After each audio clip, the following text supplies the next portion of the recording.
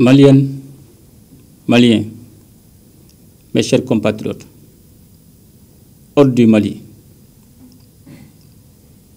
rendons grâce à Allah, le Tout-Puissant et le Tout-Miséricordieux, de nous assurer le passage à une nouvelle année, que je souhaite pleine de réconfort, de concorde et de prospérité pour notre chère patrie, le Mali.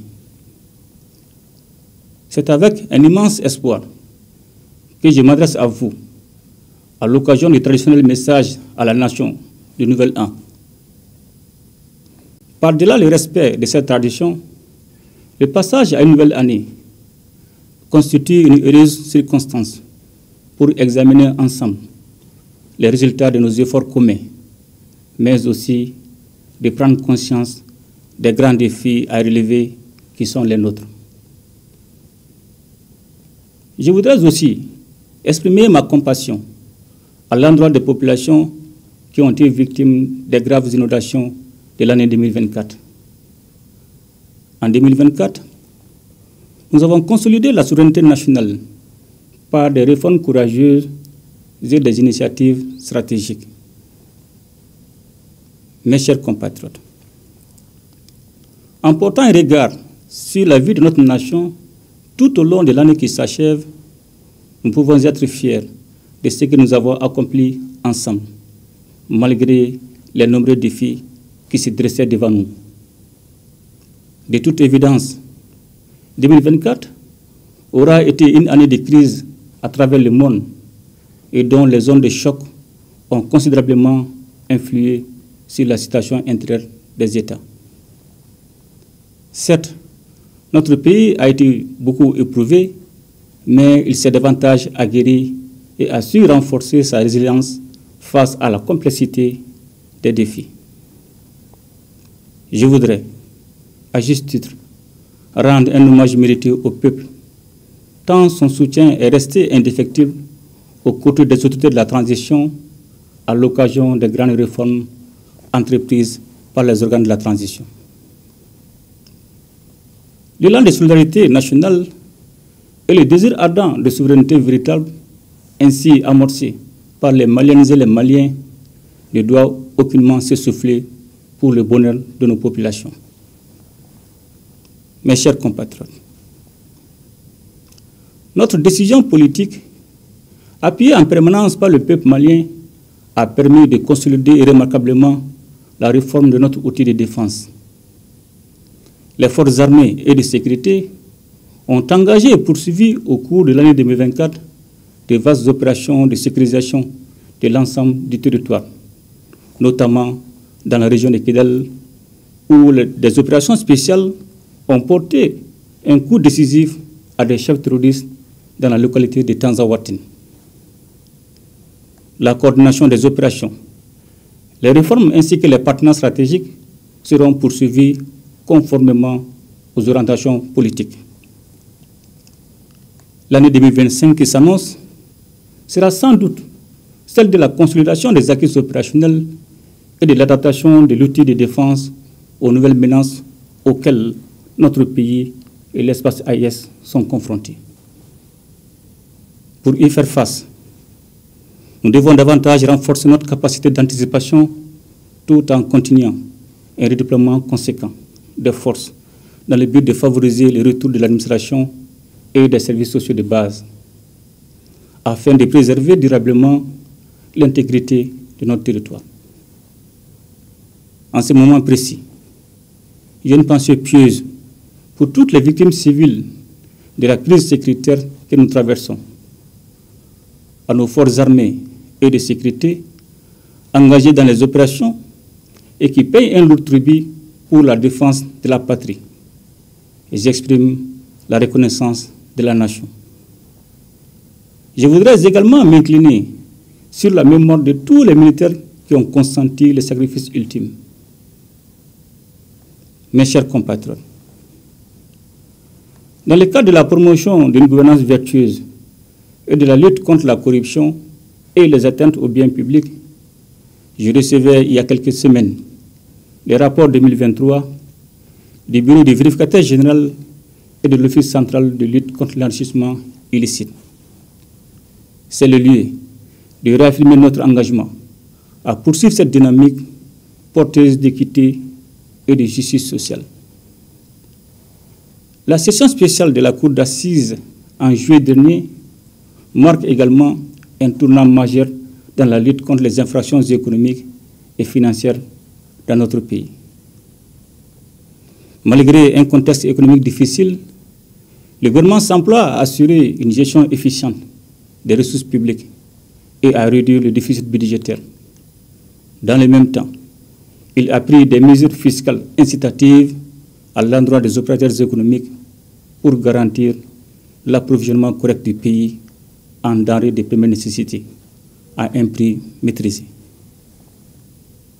Le soutien au secteur privé, amorcé par une introduction initiale de 200 milliards de francs CFA et porté par la suite à plus de 346 milliards de francs CFA, joue un rôle déterminant dans la relance économique du pays. Cet appui contribue également de manière significative à la réduction de la dette intérieure, renforçant ainsi la stabilité et la résilience de notre économie. Dans cette optique, le gouvernement a décidé de renforcer la place de l'État dans des secteurs stratégiques comme les télécommunications et les banques, en devenant actionnaire majoritaire de la Sotelma et de la BNDA. Sur un autre plan, la politique de diversification du secteur minier a porté ses premiers fruits avec l'ouverture de la mine de lithium de Goulamina dans la région de Boukouni, qui figure parmi les plus grands gisements de lithium au monde. Dans le cadre de la défense des intérêts du peuple malien, les études menées dans le secteur minier ont permis de réviser l'ensemble des conventions d'établissement. C'est ainsi que les anciennes conventions ont été adaptées aux exigences du Code minier de 2023, ce qui permet d'apporter annuellement une contribution de 1022 milliards de francs CFA, soit un impact additionnel de plus de 585 milliards de francs CFA. Le gouvernement entend conforter cette dynamique afin que le secteur minier soit un véritable pourvoyeur des ressources pour financer le développement de notre pays, selon la vision 2063, dont le lancement a eu lieu cette année. Mes chers compatriotes, notre peuple, à travers le dialogue intermalien, a marqué sa constance, mais surtout sa conviction pour l'avènement d'un Mali nouveau, le Mali courant, le Mali de nos rêves, où nos valeurs sociétales reprendront tout leur sens au profit de la construction nationale sur fond de souveraineté.